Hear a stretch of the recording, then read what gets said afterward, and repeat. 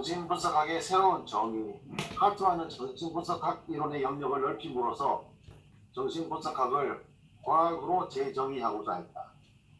정신분석학에 대한 프로이트의 최종적인 정의는 정신분석학은 무의식적 과정들에 대한 연구라는 것이었다. 이러한 정의는 하트만이 정신분석학에 도입하려고 했던 영역들을 명백하게 배제하고 있다. 하트만의 거시적인 정신분석학의 연구 영역은 무의식의 범위를 넘어서고 있기 때문이다.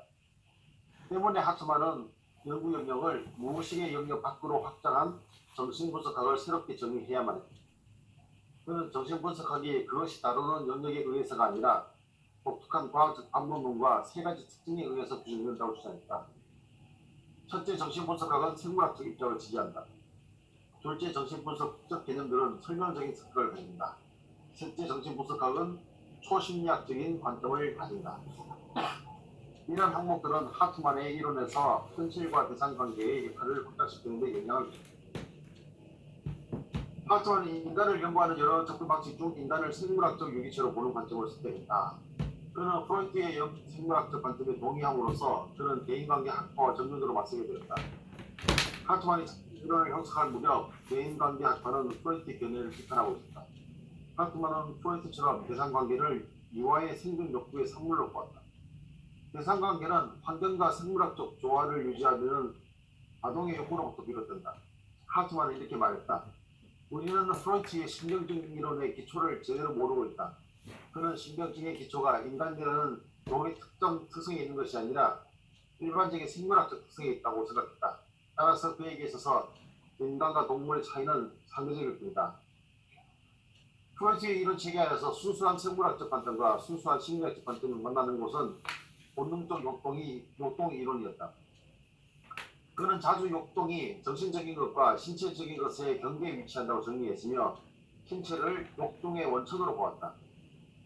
자아심리학자들은 자아가 부분적으로는 사회적 원인에 발생한 사회적 행동을 매개하는 구조라는 다분히 사회적인 견해를 받아들였고, 다양한 대인관계 이론들을 받아들이는 학자들은 현실은 곧 사회적 현실이며 사회적 현실의 대변자인 자아는 사회과학적 언어로 설명되어야 한다고 주장했다.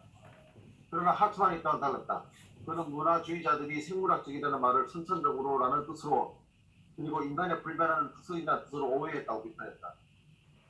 그에게 있어서 자아는 욕동의 산물인 만큼이나 생물학적인 산물이다. 하트만의 관점에서 자아는 적응하고 종합하고 통합하고 조직한 기관으로 관계된다. 자아는 항상성을 유지시키는 기능을 가지고 있으며 인간이라는 유기체의 중앙조절 기능을 담당한다. 자아가 통제하는 욕동이 자아보다 더 생물학적인 것은 아니다. 생물학적인 입장에서 접근할 때만 이러한 자아의 조절 기능과 적응 기능은 제대로 이해될 수 있다. 하트만은 자아가 생물학적인 뿌리를 갖고 있다는 프로이트의 풍기 이론을 수정했고 그것을 확장했다. 하트만이 대상관계를 보는 입장은 그의 어머니와 유아의 관계를 이론화하는 방식에 드러나고 있다. 어머니와 아동의 관계는 생물학적인 관계이기도 하고 사회적인 관계이기도 하다. 하트만이 얘기합니다. 어머니와 아동의 관계는 두 사람의 사회적 기대에서 그리고 생존하려는 아동의 신체적 욕구에서 비롯되는 것이다.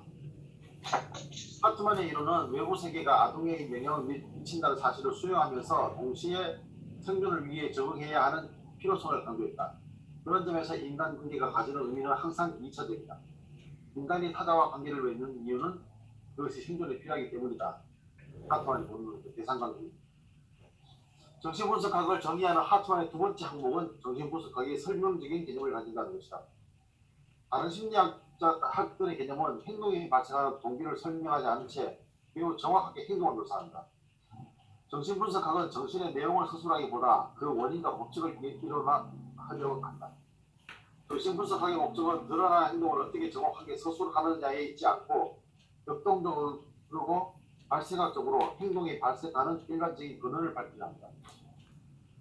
여기서 잠깐 우리가 서서 보면 우리가 진단이나 우리가 평가나 진단이라는 용어를 쓰고 있는데 사람의 심리적으로 어려운 분들, 정신적인 질환을 앓고 있는 분을 DSM처럼 어떤 진단 매뉴얼에서 얘기할 때 보통 진단 매뉴얼에서 서술하는 보통 어떤 분이 정신분열이다 아니면 심한 우울증 환자다 할 때 아니면 자기애적 성격 장애자다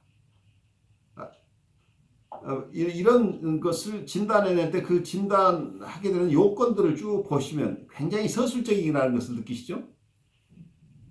최근 6개월 동안에 어떠한 증상이 어느 기간 계속됐다.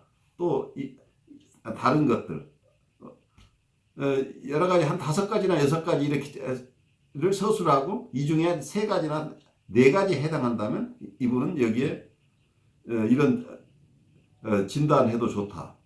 이런 것들이 보통 DSM처럼 이런 보통 매뉴얼에서 보는 것들은 그 원인과 결과를 갖고 보는 게 아니라 보통 어떤 현상들이 있는가, 어떤 증상들이 있는가, 어떤 문제를 가지고 있는가 이런 쪽에서 굉장히 서술적으로 접근하고 있다는 거죠. 그런데 이것은 지금 전통적인 정신분석 입장에서는 이건 그런 접근 자체는 정신분석적인 접근이 아니라고 하는 게 이제 여기에 있는 거죠.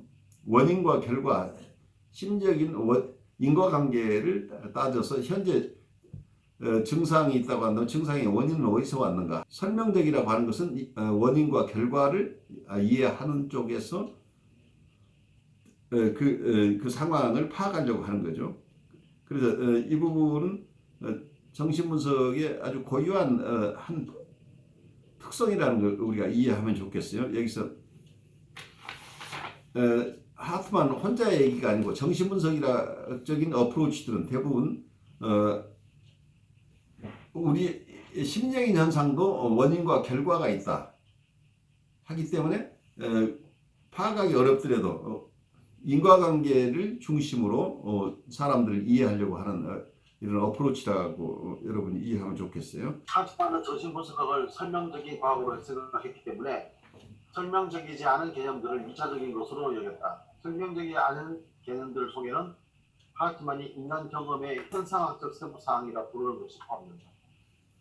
프로이트가 그랬던 것처럼 하트만도 한 사람이 타자들과 맺는 관계의 의미는 인간이라는 유기체의 생물학적 욕구와 능력에 의해서 결정된다는 전제를 갖고 있었다. 이러한 전제 때문에 대상관계의 인간적인 요소는 보다 중심적인 개념인 일반 생물학 아래 놓이게 된다. 하트만은 자아와 그 기능을 강조했지만 이것은 욕동을 인간 행동의 1차적인 원인으로 보는 공기 이론을 보완하기 위해서다. 하트만이 정신분석학을 정의하는 3번째 항목은 정신분석학이 초심리학적 관점을 가진다는 것이었다.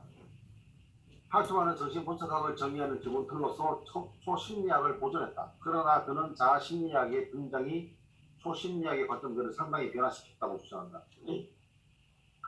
역동적 관점에서 자아는 욕동과 대립할 때에 더욱 강해지는 것처럼 보인다. 그러나 하트만에 있어서 자아는 온본능이나 초자아와는 전혀 다른 자신의 독립적인 동기를 가지고 있다. 자아의 동기는 실제 세계에서 생존하려는 욕구에서 비롯된다. 심리 경제적인 관점에서 하트만은 에너지 양뿐 아니라 질을 고려한다.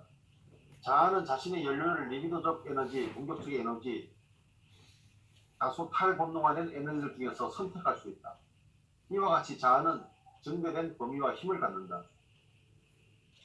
자신의 마지막 저술에서 하트만은 1차적 자아 에너지에 대해 설명했다. 그는 1차적 자아 에너지가 출생 때부터 존재하지만 본능적 욕동에서 발생하는 것은 아니라고 주장한다. 그의 무의식, 전의식, 의식의 지향학적인 관점은 원본능 자아, 초자아의 구조적 과정으로 대체되었다. 더 이상 자아는 원본능으로부터 발생한 심리적 구조물이 아니다. 자아는 자신의 구조 안에서 위계적으로 배열된 여러 가지 기능적 단위들을 가지고 있다. 그 기능적 단위들은 서로 상호작용할 뿐만 아니라 다른 정신기구들과도 상호작용한다. 하트만은 어느 정도 지향학적인 관점을 유지했으나 그가 비중 있게 설명하고 했던 것은 전의식과 의식의 활동이었다. 이러한 변화들로 인해 자아는 다른 정신구조보다 강화되며 원본능으로부터 독립적일 수 있게 된다.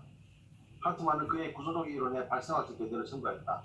이러한 발생학적 관점을 통해 그는 자신이 도입했던 적응의 관점과는 전혀 다른 초심리학적 전망을 형성했다. 자아는 원본능과 전혀 다른 근원을 갖는다. 자, 여기에서 보면은 원래 프로이드 이론은 어떤 것이었어요? 자아는 이드로부터 나온다고 생각을 했었죠. 근데 하트만은 자아는 원본능에서 나오는 게 아니라고 봤죠.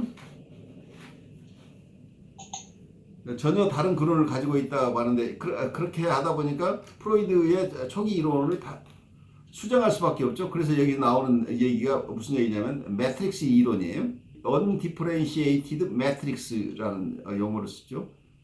미분화된 어떤 매트릭스, 그러니까 미분화된 구조를 가지고 태어난다는 얘기. 그래서 어떤 잠재적인 가능성을 가진 이런 매트릭스를 가지고 인간은 태어나지, 처음에 이들을 가지고 태어난, 원본능 속에 이들을 가지고 태어난 게 아니고 언디퍼렌시에이티드 매트릭스를 가지고 태어나서 나중에 여기에서부터, 이 매트릭스로부터 이드도 분화돼 나오고 이고도 분화돼 나와요.